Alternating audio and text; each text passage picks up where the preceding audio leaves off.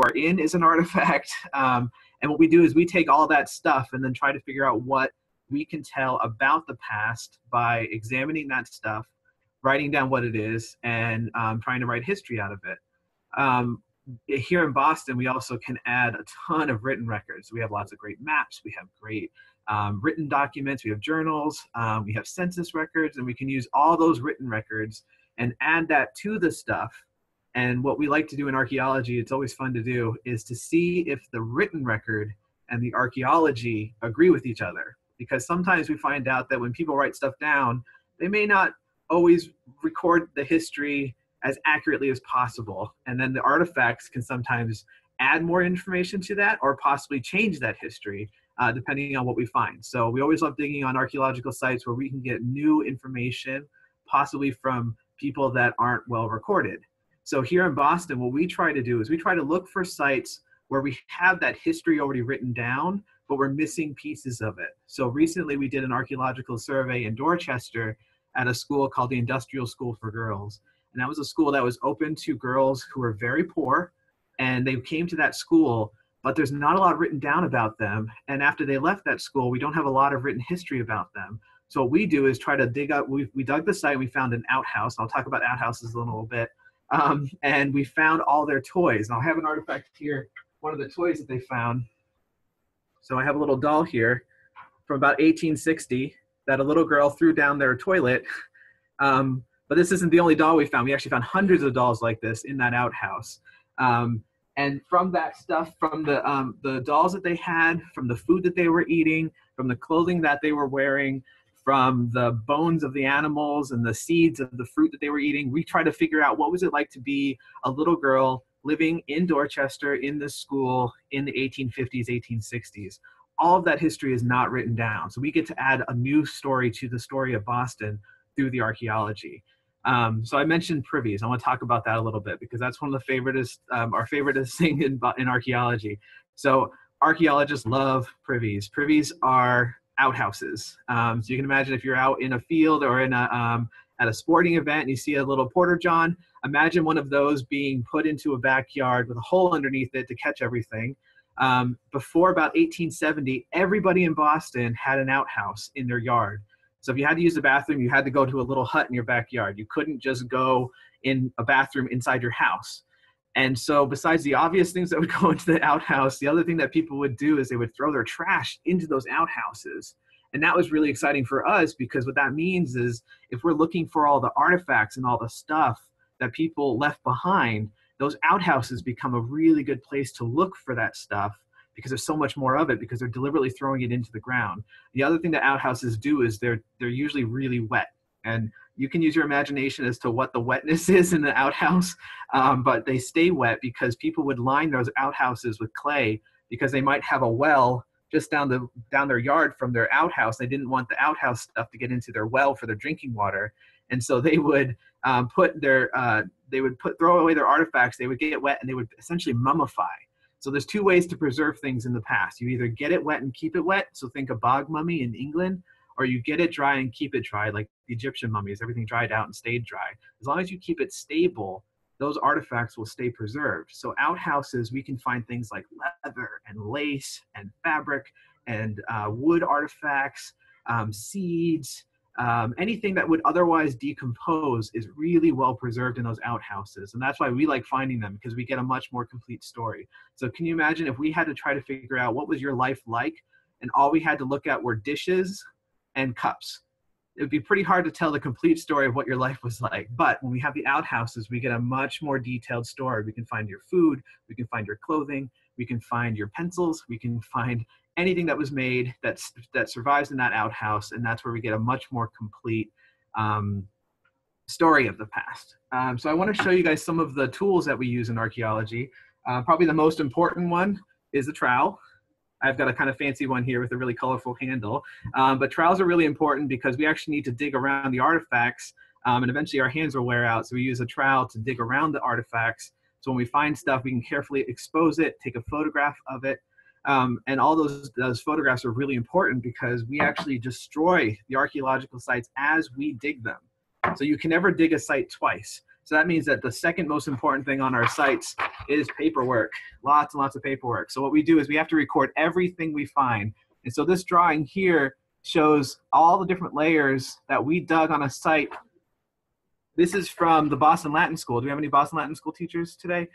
This is an excavation from the Boston Latin School yard out by Old City Hall from about 1700. We were digging at the schoolmaster's house, the person that ran the school back in the 1700s. These are all the different layers that we found. So that becomes a permanent record of that site because, again, we can't dig that site twice. It's gone. The other thing that we always use, and you can see it behind me, I'll see if I can point to it, we have shovels. I put them behind me. We always dig shovels because we tend to have to move a ton of dirt. And so that's really important that we be able to move that dirt fast. When we're not down to trowels, we use shovels. We also have this funny looking book called a Munsell. Basically, it's a book of dirt. And it's really important in archaeology because we have to record what our colors look like.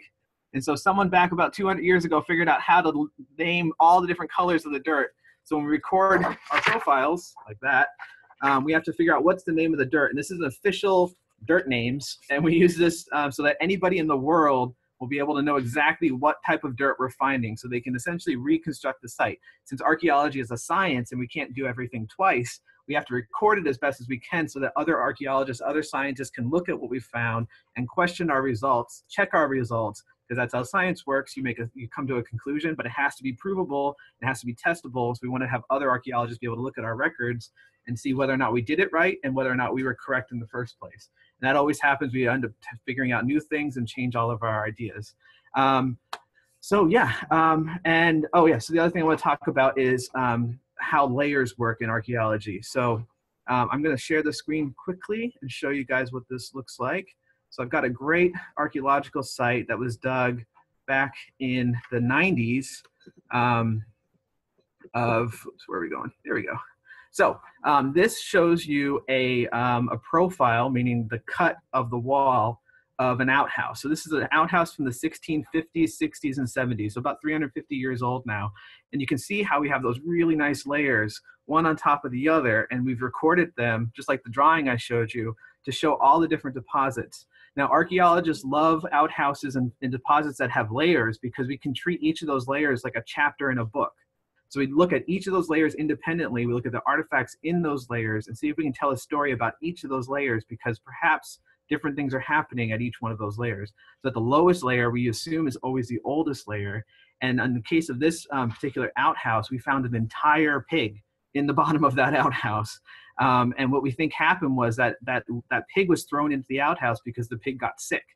And most people in the 1600s had a pig in their yard because the pigs would basically eat a lot of their garbage. People would throw their garbage into their backyard. So people would have a pig there so they could eat most of the food that they were throwing away. And then that pig would turn the food into more food and then they could eat the pig. So it's kind of like a recycling system. But this was a little pig that we think died from some disease.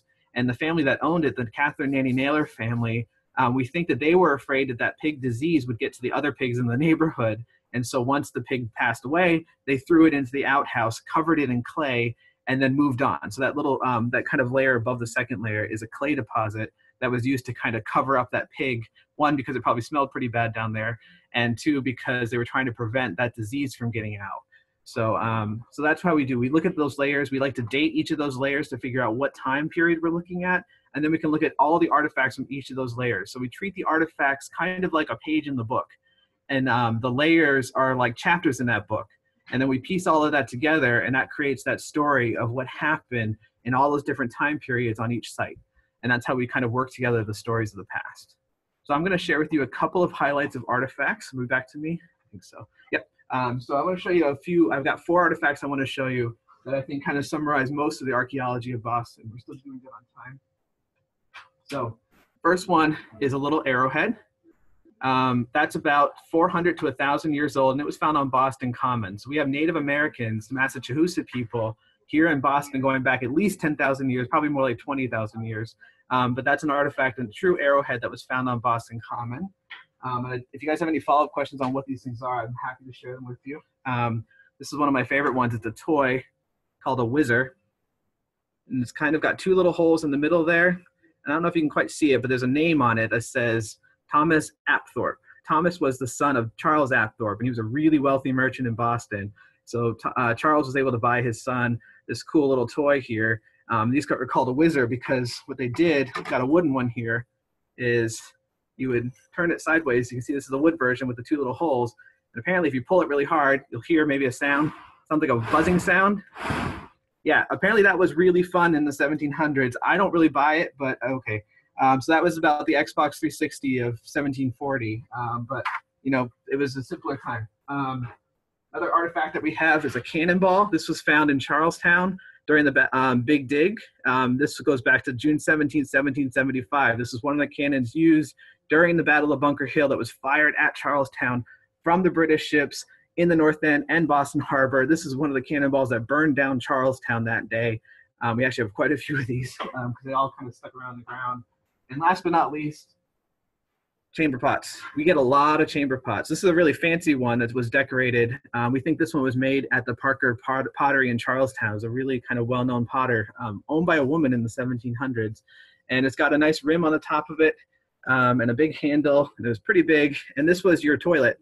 This is what people used for their bathroom. These would be underneath your beds and cabinets. And if it was really cold or dark and you didn't want to run out into your backyard, this is where you went to the bathroom. You put the lid on top of it. In the morning, you'd throw it out into your outhouse. We find a lot of these in the outhouse because you can imagine that these were dropped a lot.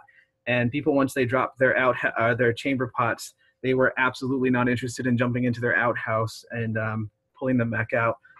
For us, I think most people think we're crazy. In the 1700s would think that we were crazy for digging up their outhouses, but that's where a lot of those stuff, where the stuff is, and a lot of those stories are recovered, are stored, I guess.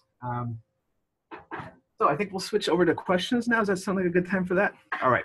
So see, I'm looking over on the right, and I'm going to see some of your questions. All right, so what are the names of the different dirt layers? So depends on where you are. So if we're in a natural field, which there's not a ton of in Boston, but let's say we're in Franklin Park, where there's not been a lot of development. What we'll have is a brown layer on the top, and that's just a natural soil that comes from all the rotting leaves and the grasses. We call that an A, like the letter A. That's our A soil, and then it goes to B and C. We're very creative, but the A, B, and C tells us where we are back in time. So that A soil is probably no more than a few hundred or a few thousand years, but by the time we get down to the C soil, letter C soil, we are in the dirt that came straight out of the glacier 12,000 years ago, and we know that that dirt is too old to have people because there weren't people living under the glacier. So we can say, okay, we've gone through enough time in order to find kind of old enough dirt that we can stop digging. Now in urban areas like downtown Boston, we could have one layer, we could have 100 layers. The dirt could be a foot thick, the dirt could be 10 feet thick. We don't really know until we dig it. So what we tend to do is name the layers based on their function. So typically in Boston, we will have fills. And fills are just deposits that were dumped to fill up an area, and that could be just dirt with nothing in it. That could be a ton of artifacts from a household. We really don't know until we start looking at it, but we'll start numbering the fills 1, 2, 3, 4. So we don't really have a true name for all the soil layers, so much as we try to assign a function to each of those soil layers, and we'll typically have a description of this is the backyard deposit from so-and-so's house, or this is the first layer of fill inside an outhouse, and it's a little bit more narrative than that. We don't have a complete kind of fundamental name for everything as we go down. All right, see another question. How old was the cannonball from the Battle of Bunker Hill? So that cannonball was fired on the day of the Battle of Bunker Hill, which is June 17, 1775. So if I can do the math in my head really fast, it's about 230 years old. 1775 is about halfway back for the colonial sites in Boston. So we can typically find stuff going all the way back to the 1600s. 1775 is kind of the midpoint. Let's see, I'm missing any other ones. Where do we find the toys? That is an awesome question. So we find toys in a couple of places. If we're at a school site, we find toys everywhere because the kids are using the toys on the site.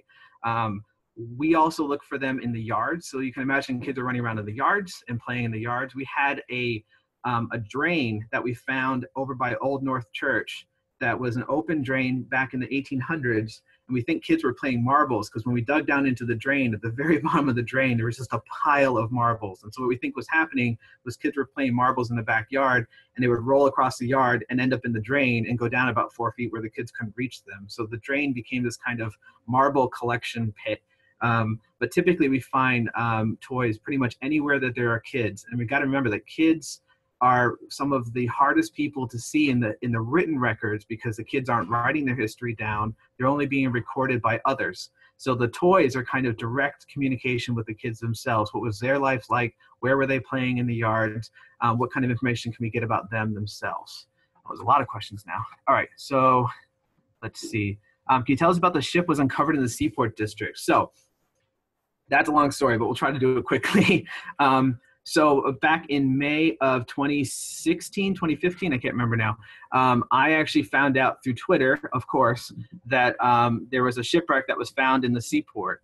And what had happened was somebody had walked by the street, saw the boat underground in the Seaport District, and tweeted a photo at me, and that's how I found out that there was a ship. That entire district, basically from South Station to Southie, like downtown South Boston, that whole area was filled in around 1860, 1870 to make land. Before that, it was a tidal area. So at low tide, you would see mud. At high tide, it would be water. And so ships would sail across that area, but occasionally, if they sunk and stayed there, they would eventually get covered up by land when they built the land. So what we found in the shipwreck site was a 65-foot long boat. And then in that boat, we found out that there was a lot of lime barrels, and lime is a white powdery substance that you use to build brick walls with. So it's the mortar. So we think that the ship was carrying lime down from Maine in order to rebuild Boston, because it was right after the Great Fire of 1871 that burned down a good chunk of Boston. I think it's 1871. And in the back of the boat, we actually found a couple of forks, a knife, and a spoon. And that ended up being a really key part of the puzzle, because that fork itself, we could date to about 1869. And we know that the property that the boat was found on was filled in 1889. So we can date the boat to sometime in that 20-year period. So that's how we were able to date the ship, was from the fork. We were able to use the stuff that was found in the boat to figure out where the boat came from. But the one thing we all want to know still is, what was the name of the boat? And that's something we don't quite know yet. We have one boat that we think it is. We haven't announced which one it is, because what we're now trying to do is to narrow down to make sure we've figured out all the different boats that sunk in Boston Harbor between 1869 and 1889, which ones were carrying lime, which ones came from Maine, which ones were sunk in the ship, burned down, and then from that, we'll hopefully get a final list, and then we're hoping sometime in the next year to fully announce the name of the boat. So stay tuned on that one. All right, how can you know how old an artifact is? That's an awesome question. So when we find coins, it's pretty obvious. It says right on the coin. What we do a lot of our training is in studying what the artifacts are and how old they are. So we learn from art historians, we learn from collectors. One of the best things that we use for dating anything is ceramics. Ceramics change so frequently over the hundreds of years of Boston's history that if we find a broken dish, we can usually date that dish to about a 10 to 20-year period. So broken dishes, which are everywhere, are almost as useful as coins are for figuring out how old a site is. So typically when we're digging a site, we'll use the ceramics on the site to figure out what year we're in approximately. But if we have an artifact from 1600 next to an artifact from 1800, we know that that deposit is no younger than 1800, because you have to date it by the youngest artifact that you find, because that tells you, unless there's a time traveler with an 1800s pot going back to 1600s, the 1800s pot tells us that 1600s pot is still from the 1800s. I don't know if that makes sense, but that's how we date things, by the youngest artifact that we find in one of those layers. So I'm just going to go to another question. All right. What are the most unusual things that we have found? Well, we find lots of things. So we find animal burials. Those are really interesting. I think unusual as far as rare goes, we love finding Native American sites. Those are really hard to find in downtown Boston because our development has made a lot of those sites disappear, be lost to the digging that's happened. But we have sites for Native people in Boston Common, the Harbor Islands, basically any part of Boston that isn't developed. We have Native sites where people camped, hunted, had how homes left behind their food, left behind their stone tools. And we can get some more information about Native life in Boston going back thousands of years. But we also talked to the Massachusetts people to ask them what their oral history is, so we can combine the oral history with the artifacts to get a better picture about what Native life was like here in Boston, because Native people are still here in Boston. All right. Sorry, I'm catching up. How many artifacts have you found over the years, and how long is an average dig? So in the lab behind me is about 3,000 square feet of boxes. We have somewhere between 3 and 4 million artifacts here that were dug up on archaeological digs all across the city of Boston. But total in Boston, we probably have about 8 million artifacts that have come out of the ground. Digs can last 1 day. When we went to the crypt at Old North and we opened up one of the tombs last year, that took 3 hours. We've also had digs that have lasted years. So the big dig surveys took on forever because they were opening up city squares of city blocks worth of areas to dig. So those can take a really, really, really long time. I think somebody asked what the indigenous name for the Boston region. So we know what Boston was called by Native people. Boston's original name was Shamat. And that refers to the water of Boston. And I'm not exactly sure how it translates exactly, but Shamat was an area where you could get fresh water. Because you got to remember, way back in the 1600s, Boston was completely surrounded by brackish water, meaning salt and fresh water mixing, or salt water, which meant you couldn't just walk down to the shore and drink the water. So we had a ton of natural springs in Boston, on Spring Street downtown. The Frog Pond is a natural spring. And from those places, people going back thousands of years could get fresh water that they could then use to live in that area. So Boston Shamat was an area surrounded by salt water where you could get fresh water. And that made it a very important place to Native people. That's also why Boston was settled in 1630, because the first group of people that came to settle this area landed in Charlestown. And the reason why they moved from Charlestown to Boston was because Charlestown didn't have enough fresh water. So the same reason why Native people liked living in Boston was the same reason why Boston became a city way back in 1630, was that the water was there. So that's kind of a roundabout answer for that one. So with the deepest we have ever dug during a dig, for us, we have gone down about 4 feet. We actually have to go by OSHA regulations, which are the folks that regulate safety on sites. We don't want to have anybody be hurt. So we go down 4 feet. We can go down a little bit deeper, but we have to open up a hole pretty wide. When we were doing the Seaport shipwreck, I think we were down almost 30 feet underground. So that was a really deep site, and tells you how much land they've added to make that dry land over the years. So it really depends on where we are. If we're doing the fish weirs, which is a Native American fishing fence in Back Bay, that's down 30 feet. Most sites are between 1 inch and 4 feet down, but it really depends on where you are, because stuff can build up really quickly. So let's say Paul Revere's house. It's a 1600s house. There's bricks in that backyard. That backyard has not been developed on, so that was always a backyard. If you pull the bricks off the backyard of Paul Revere's house, you're in the 1600s. Now, next door, we're digging the Pierce Hitchborn house, and we have to go down almost 4 feet to get to the 1600s, because in that site, we've had stuff build up a lot faster over time. So we never really know how far down we have to go to get to a certain date until we actually dig the site, look at the artifacts as we go down, and we use the artifacts to date the deposit. So we can guess, but we never know until we actually dig the site, especially in these urban areas like Boston, where there's been so much happening here. Things really build up over the time. Let's see if I can get to another one. Oh, I'll do the human remains one. That's always interesting. So we have a law here in Massachusetts that state if you find a buried person, a body, doesn't matter if you're an archaeologist or somebody planting a garden in their backyard, you have to stop and call the police. And then the police take a look at it, and either the medical examiner will come out, and they're in charge of looking at bodies, and they have to make a decision as to whether the body is 100 years old or less.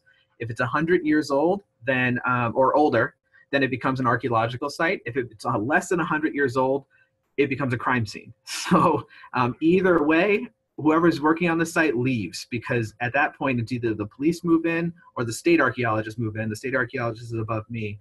So if we find a body, we're done with the site, it's over. Somebody else takes over from there. So we don't want to find bodies. We try to avoid finding human remains for that very big reason, that it messes up the whole thing. And also, personally, I don't like disturbing graves. Graves are really important. People were put into graves because they want it to be left there. They don't want to be dug up and moved around. So we try to never disturb a grave. The one time we did open a tomb at Old North was to document the door and to figure out were there anybody actually in the tomb. because nobody actually knew if there was anybody still in the tombs. So we were there to just document what was in there, but nobody ever moved anything in the tomb, and we never actually went into the tomb. We just stood on the outside and recorded what we saw. So we try not to disturb burials. Oh, I think we're running out of time now. Bummer. Okay, well, this was really fun, guys. And I think if anybody has other questions, you can send them to me at archaeology@boston.gov.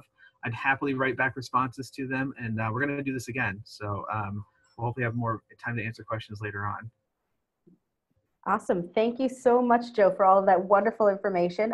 Classrooms, thank you for engaging with us. We have lots of great questions on the side. Yes.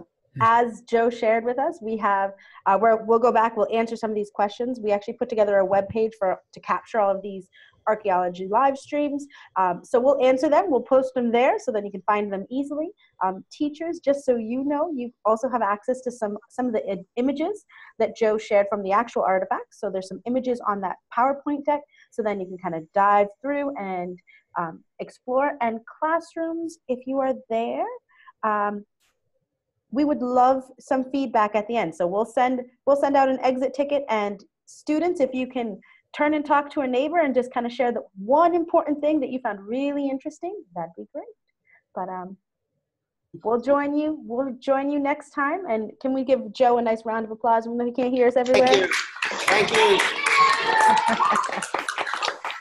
Thank you. Okay, everyone, we're going to sign off, and we will see you next time. Bye. Thank you.